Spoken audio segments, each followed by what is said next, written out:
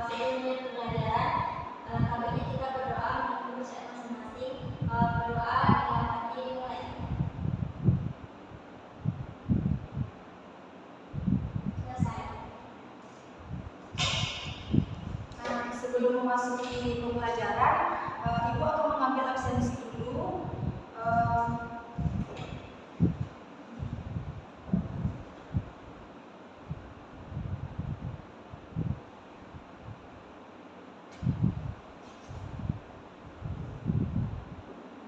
Azra Melinda, Ibu, Maya Cahaya, sakit Bu. udah berapa hari Maya Cahaya sakit Azra? 2 hari. 2 hari. Kita doakan ya, semoga Maya Cahaya cepat sembuh. Amin.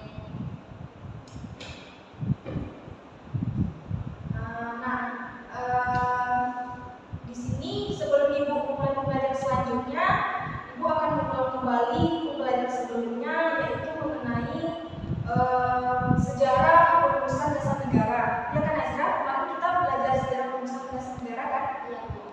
Nah, di sini Ibu akan mengulang kembalinya.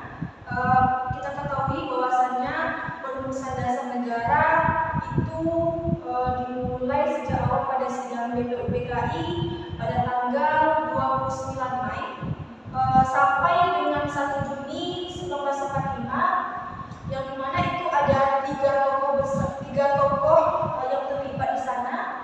Yang pertama itu ada Muhammad Yamin, yang kedua ada Soekarno, yang ketiga itu ada Supomo. Nah, ketiga tokoh tersebut itu mengusulkan beberapa dasar-dasar negara, yang dimana dia mengusulkan dasar negara tersebut yang bertujuan untuk melindungi negara kita, gimana agar tidak terjadinya perselisihan, perpecahan antara agama. Dan kemudian kita ketahui bahwasannya negara Indonesia ini kan luas, intinya sangat beragam, yang mana terdiri dari suku, agama, ras. Nah, jadi dengan ada keberagaman tersebut, kita harus saling menghormati dan saling toleransi terhadap negara-negara lain tersebut. Nah, yang Ibu jelaskan tadi, apakah ada pertanyaan? Tidak Bu. Nah, baik. Untuk selanjutnya, Ibu akan menjelaskan pembelajaran berikutnya, yaitu mengenai merawat tradisi lokal itu dalam kebinekaan. Nah, untuk itu coba Anda dengarkan dan Anda simakkan cerita yang akan Ibu baca ya. Ibu.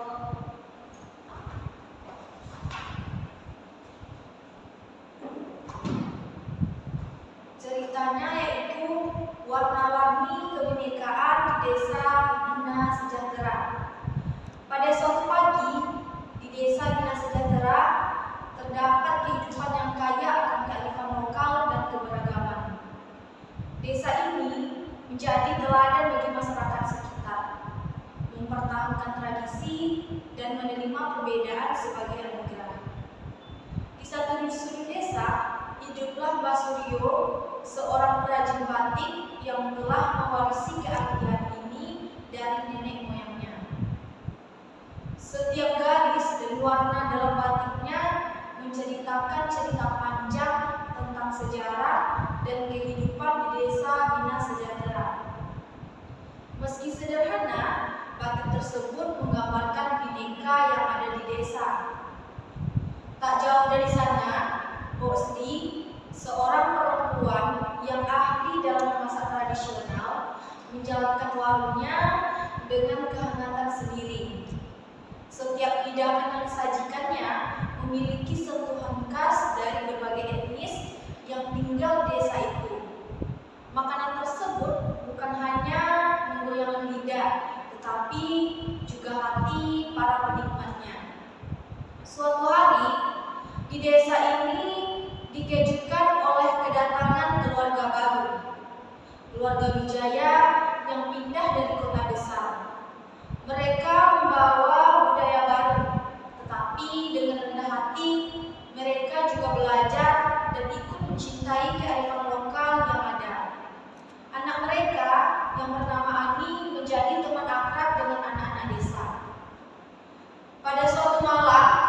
desa dihiasi oleh pesta rakyat. Mbah Suryo membawa batiknya, Mbok Sri menyajikan hidangan lezat, dan keluarga Wijaya turut serta dengan menampilkan tarian khas daerah mereka. Nah, Desa Bina Sejahtera bersinar dalam warna-warni bineka. Tidak lama kemudian, desa ini menjadi terkenal karena menyelenggarakan pameran kebudayaan. Desa-desa di sekitar datang untuk mempelajari kearifan lokal dan keberagaman Desa Bina Sejahtera. Pameran tersebut membuktikan bahwa dengan merawat tradisi dan menerima perbedaan, itu adalah sebuah komunitas yang harmonis. Nah, dari cerita yang Ibu bacakan tadi, apakah Nanda bisa menyimpulkannya? Kurang paham, Bu. Oh, kurang paham. Nah, di sini Ibu akan menyimpulkan bahwasannya dalam cerita tersebut itu mengajarkan kita bahwa kearifan lokal dan keberagaman itu adalah harta karun yang harus kita jaga secara bersama. Kenapa begitu? Karena di Desa Bina Sejahtera itu kan menjadi bukti bahwa dalam perbedaan di sana itu terdapat adanya kekuatan. Kenapa terdapat kekuatan? Karena di Desa Bina Sejahtera itu banyaknya keberagaman. Nah, dengan ada semboyan kita yaitu Bhinneka Tunggal Ika, yang artinya walaupun kita berbeda-beda tetapi kita tetap satu. Nah, dengan adanya Bhinneka tersebut itu merupakan pelengkap di Desa Bina Sejahtera, karena dengan hal tersebut Desa Bina Sejahtera itu membuat desanya itu semakin indah. Apakah Anda sudah paham? Paham, Bu. Ya. Nah, Anda semua di sini Ibu akan melanjutkan itu mengenai apa itu pengertian Bhinneka Tunggal Ika. Bhinneka Tunggal Ika itu bahwasanya kita tahu bahwasanya semboyan negara Indonesia adalah Bhinneka Tunggal Ika, yang artinya walaupun berbeda-beda tetapi kita tetap satu, yang dimana itu sesuai dengan cerita yang Ibu bahas sebelumnya.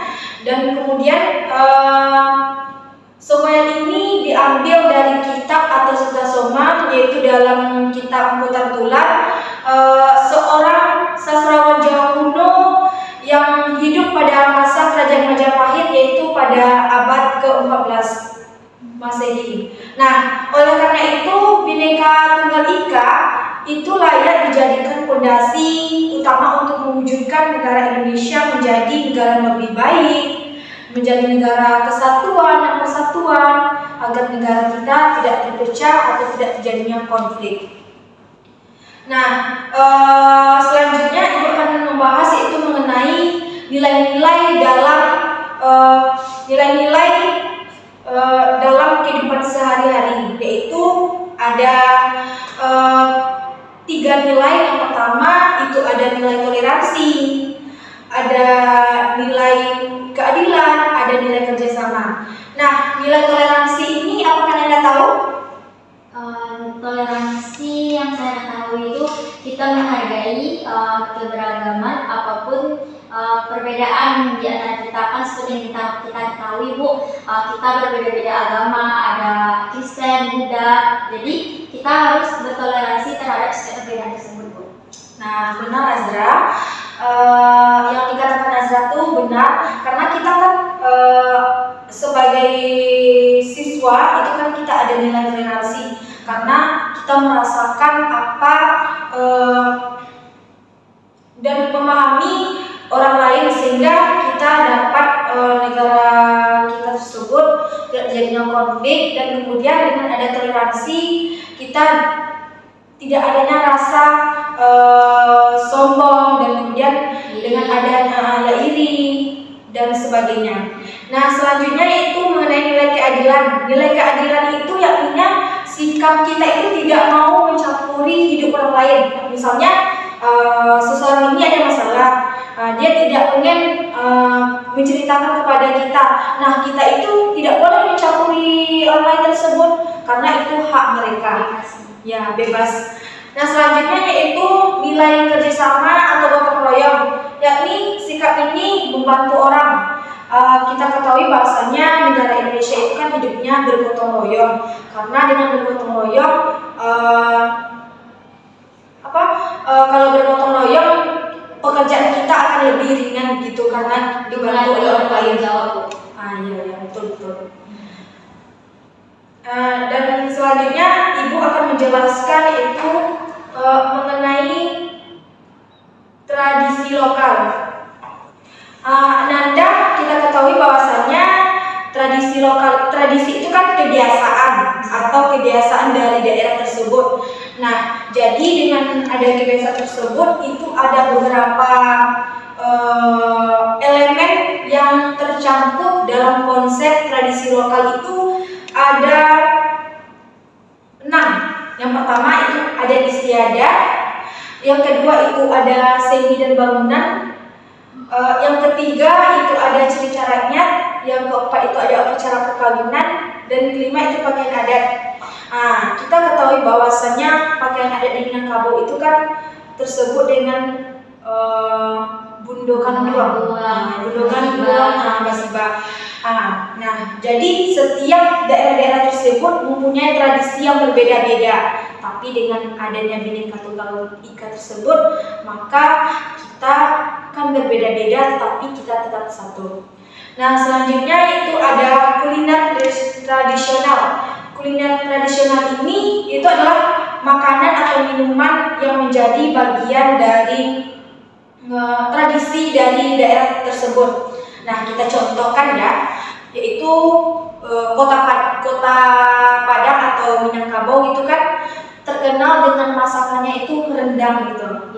Nah, begitu pula dengan negara-negara lain, daerah yang lain itu mempunyai tradisi yang berbeda-beda. Nah, untuk itu untuk lebih memahami dan dalam, Ibu akan memberikan video penunjang itu pembelajaran tentang merawat tradisi lokal. Nah, berhubung fokus nggak ada, Ibu akan mengirimkan lewat grup. Ya, Ibu akan kirimkan lewat grup mata pembelajarannya.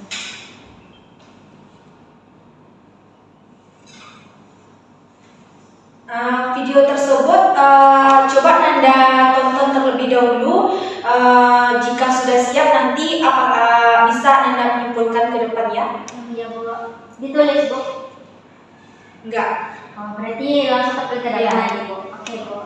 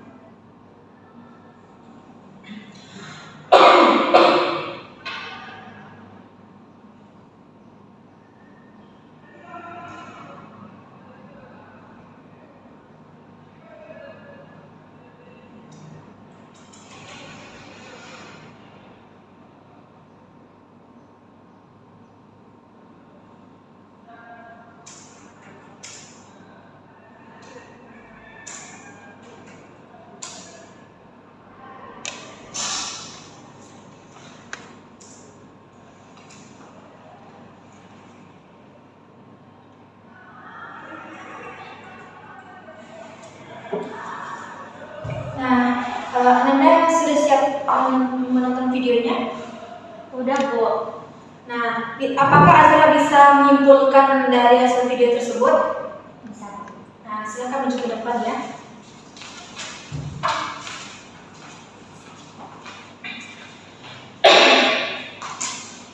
Baik, perkenalkan nama saya Azra Melinda. Terima kasih kepada Ibu dan teman-teman semua. Di sini saya akan menjelaskan kesimpulan untuk saya berdasarkan video pembelajaran kita yang telah dibagikan.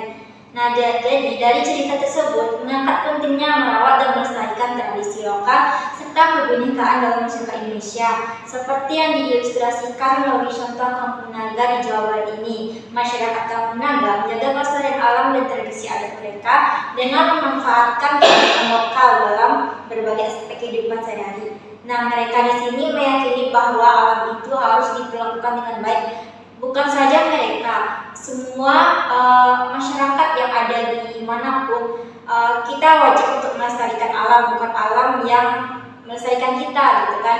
Sehingga mereka menetapkan berbagai aturan dan untuk menjaga lingkungan dan warisan leluhur mereka tersebut. Nah, dan dari cerita tersebut kita dapat belajar pentingnya konservasi alam atau pelestarian tradisi lokal sebagai bagian dari identitas dan keberlanjutan budaya. Kita sebagai generasi muda memiliki peranan penting dalam menjaga dan merawat kearifan lokal ini, baik melalui partisipasi aktif dalam kegiatan pelestarian maupun bisa melakukan penelitian dan dokumentasi untuk memperkuat pemahaman tentang warisan budaya yang ada. Terakhir, dalam pembelajaran ini terdapat penekanan pada pengembangan sikap, pengetahuan dan keterampilan kita sebagai siswa dalam melestarikan kearifan lokal, bisa melalui edukasi, penilaian diri dan penilaian teman sebaya. Selain itu, melalui pengisian jurnal harian, temuan materi dan berbagai kegiatan praktis, kita dapat mendapatkan kesempatan untuk mengaplikasikan pengetahuan kita dalam upaya melestarikan tradisi lokal dan keberagaman budaya Indonesia. Sekian yang dapat saya jelaskan. Mohon maaf apabila ada kesalahan. Assalamualaikum warahmatullahi wabarakatuh.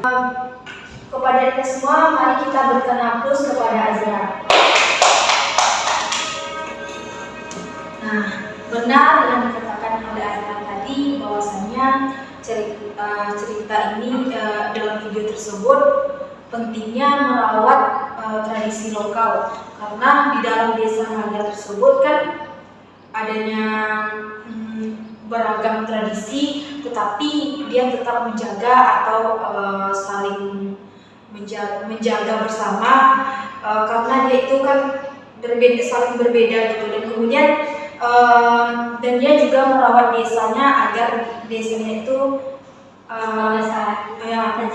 terjaga dan kemudian dan tidak adanya suatu konflik dalam daerah tersebut. Nah, itulah kesimpulan dari Ibu. Udah jam berapa hari Azra? Jam 10.15, Bu. Oh, berarti udah habis kan waktunya? Nah, baik disinilah pembelajaran kita pada hari ini, dan kemudian berhubung waktu sudah habis, dan Ibu akan memberikan tugas kepada Ananda itu mencari video tentang bagaimana cara merawat tradisi lokal. Itu videonya dicari atau bikin analisisnya, Bu? Dicari dan kemudian dibikin analisisnya dan akan dipresentasikan minggu depan. Ini video, Bu? Iya. Oke, Bu. Berhubung waktu sudah habis, pembelajaran kita hari ini Ibu akhiri.